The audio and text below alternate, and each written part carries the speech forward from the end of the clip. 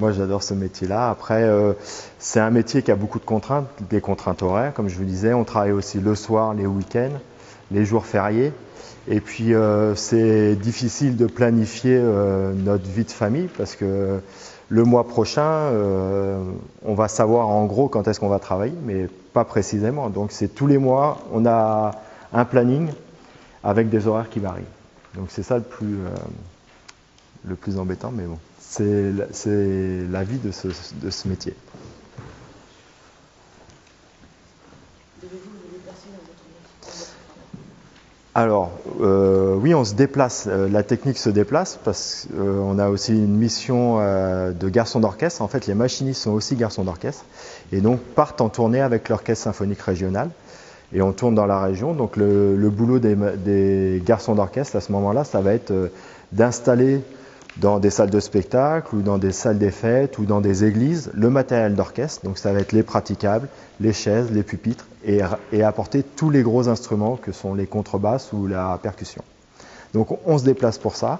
Après, dans le cadre du métier de machiniste, je vous ai dit tout à l'heure que nous on louait des productions, des opéras dans d'autres maisons d'opéra dans toute la France ou même à l'étranger, là, notamment sur un des prochains spectacles, ça va être l'Élixir d'amour.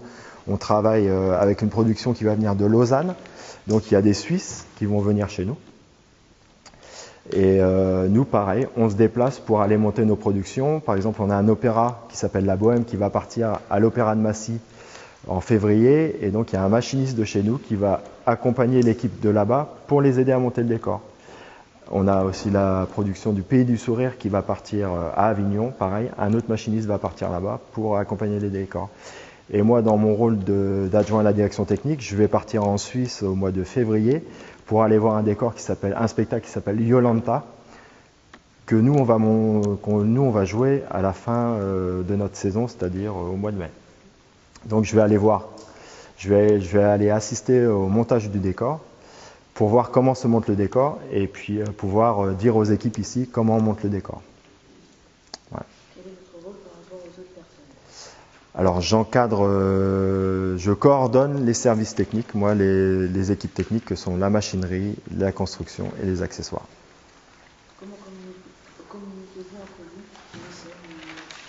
Alors on communique par différentes façons, déjà à l'oral, en face à face, par des petites réunions que nous on appelle le 13-15 parce que ça commence à 13h15 et ça dure pas très longtemps, donc on en fait une ou deux par mois, enfin non, on en fait une par semaine ou deux par mois. Ça dépend du temps et des informations qu'il y a à communiquer. On en fait une grosse en début de mois pour lire un petit peu tout ce qui va se passer dans le mois. Et après, on communique par email, par téléphone. Voilà. Avez-vous un supérieur hiérarchique? Oui, alors mon supérieur hiérarchique, c'est le directeur technique.